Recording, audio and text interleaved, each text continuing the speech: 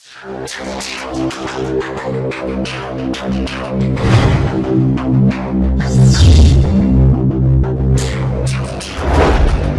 Everyone, welcome to andn income channel. সবাই কেমন আছেন? আশা করি সবাই ভালো আছেন এবং সুস্থ আছেন। আমি ইয়াকুব বরাবরের মধ্যে আপনাদের সাথে আছি andn ইনকাম চ্যানেল নিয়ে নতুন নতুন ভিডিও নিয়ে আপনাদেরকে নতুন কিছু শেখানোর জন্য, নতুন কিছু শেয়ার করার জন্য। তো আজকেও তার ব্যতিক্রম নয়। আজকে আমি আপনাদেরকে যে জিনিসটি শেয়ার করবো সেটা হচ্ছে যে যারা আমরা ইউটিউবে কাজ করি, এই ইউটিউবে ভিডিও দেই, কিন্তু যে পরিমাণ ভিউ হয় সেই পরিমাণ আমরা আমাদের রেভিনিউটা আসে না। তো সেটা কেন আসে না এবং তার কারণটা কি, এটা নিয়ে আজকে আমি আলোচনা করব। কারণ ইউটিউবের কিছু অ্যাডভার্টাইজার ফ্রেন্ডলি কিছু পলিসি আছে, সেই পলিসিগুলো আমরা অনেকেই জানি না এবং সেটি আজকে শেয়ার করবো। এবং এই পলিসিগুলো মেনটেন করলে আমাদের ভিউ পার্সেন্টেজ, ভিউ ভার্সাস হচ্ছে আমার রেভিনিউ যেটা ইনকাম, সেটা অনেকাংশেই বেড়ে যাবে। তো সেটা আজকে আমি আপনাদের সাথে শেয়ার করবো। আপনারা শেষ পর্যন্ত ভিডিওটি দেখুন। যারা নতুন আজকে আমার চ্যানেলটি ভিউ করছেন তারা অবশ্যই সাবস্ক্রাইব করবেন। সাবস্ক্রাইব করার সময় পাশের বেল বাটনটিতে ক্লিক করে দিবেন। আর যারা পুরাতন আছেন, সাবস্ক্রাইব করে আমার চ্যানেলের সাথে আছেন, তাদেরকে অসংখ্য ধন্যবাদ। যদি কোনো প্রশ্ন থাকে অবশ্যই কমেন্টের মাধ্যমে জানাবেন। আর এছাড়া প্রয়োজনীয় যে জিনিসগুলি দরকার সেটা আমি ডেসক্রিপশনে দিয়ে দিব, আপনারা সেখান থেকে অবশ্যই দেখে নেবেন। আর ভিডিওটি অবশ্যই আপনারা চাইলে শেয়ার করতে পারবেন আপনাদের ফ্রেন্ডদের সাথে। তো চলুন শুরু করছি আজকে আমার মূল ভিডিওটি। আপনারা শেষ পর্যন্ত দেখতে থাকুন। আমার প্রথম যে পলিসিটি হচ্ছে সেই পলিসিটি নিয়ে আমি এখন স্টেপ বাই স্টেপ শুরু করছি।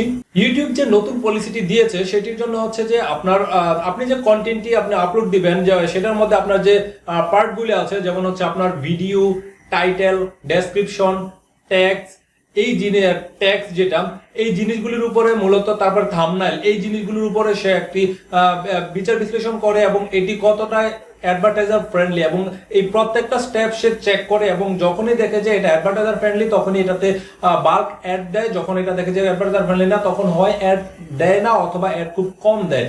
তো কোন কোন জিনিসগুলির কারণে এটি হয় এটা আপনারা এখন দেখুন, স্ক্রিনে দেখুন। আশা করি আপনাদের সুবিধা হবে এবং আমি সাথে সাথে বলে দিচ্ছি। প্রথমটি হচ্ছে ইনঅ্যাপ্রোপ্রিয়েট ল্যাঙ্গুয়েজ, তারপরে হচ্ছে আপনার ভায়োলেন্স, তৃতীয় অ্যাডাল্ট কন্টেন্ট, চতুর্থ হার্মফুল অর ডেঞ্জারাস অ্যাক্টস, পঞ্চম হচ্ছে হেটফুল কন্টেন্ট, ষষ্ঠ ইনসেন্ডিয়ারি অ্যান্ড ডিমিনিং, সপ্তম recreational drugs and drugs related content, tobacco related content, তারপরে firearms related content, controversial issues and sensitive events, adult themes in family content.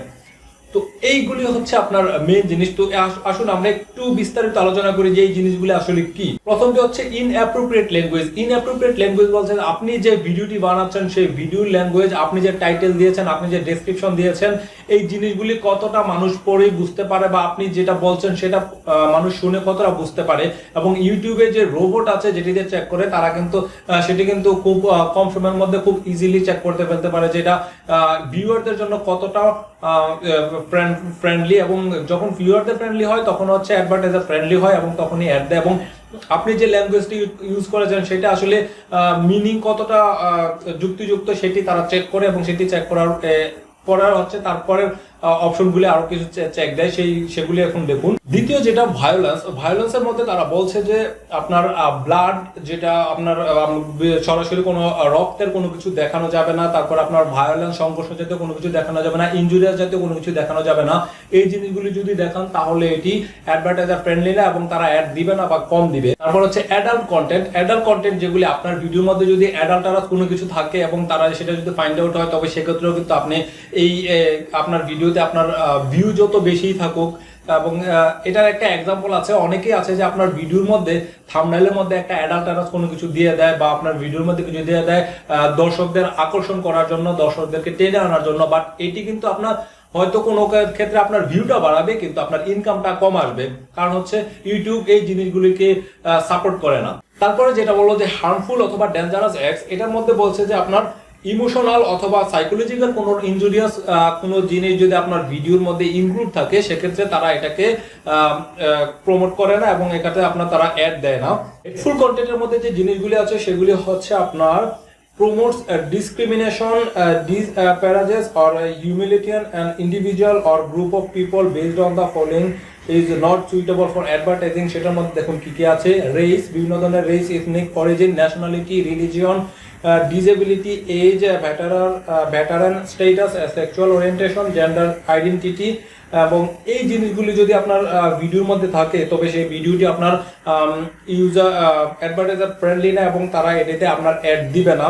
তারপর হচ্ছে আপনার demeaning, inappropriate language এবং demeaning দুইটা almost কাছাকাছি। একটা হচ্ছে আপনার ল্যাঙ্গুয়েজটা বোঝা যায় না, ল্যাঙ্গুয়েজ না বোঝা গেলে আপনার মিনিংটাও বুঝতে পারবেন না। আরেকটা হচ্ছে ডিমিনিং, সেটা হচ্ছে যে আপনি যা বলছেন তার বিপরীত অর্থ বোঝাচ্ছে অথবা কোনো অর্থই বোঝাচ্ছে না, অথবা আপনি ডেসক্রিপশনে যে জিনিসগুলি লেখছেন আপনার এই জিনিসগুলির সাথে আপনার ভিডিওটার কোনো মিল নেই, অথবা ট্যাগের সাথে এটার ভিডিও ডেসক্রিপশনের কোনো মিল নেই, তারপরে টাইটেলের সাথে ডেসক্রিপশনের মিল নেই, এগুলো হচ্ছে অনেকটা ডিমিনিং টাইপের। এবং এই টাইপের কোনো কিছু যদি তারা পায় তাহলে সেক্ষেত্রে আপনার অ্যাড কম দিবে। এবং তারপর হচ্ছে ড্রাগ রিলেটেড যে জিনিসগুলি আছে, যে আপনার ভিডিওর মধ্যে আপনি কোনো ড্রাগকে আপনি উপস্থাপন করলেন, সেটাকে আপনি খুব ভালো, যদি আপনি ভালোভাবে দেন সেটা আলাদা জিনিস, আপনার যদি এরকম অ্যাপ্রুভাল থাকে, ইউটিউব গাইডলাইন্সের মধ্যে থাকে। আর যদি আপনার খারাপ কিছু, যেমন নেশা জাতীয় আপনি নেশা করছেন, সেটার কোনো রিক্রিয়েশন আপনি সেখানে উপস্থাপন করছেন, সেই ধরনের কোনো কিছু হইলে যেটা আপনার সাধারণ মানুষদের জন্য ক্ষতিকারক বা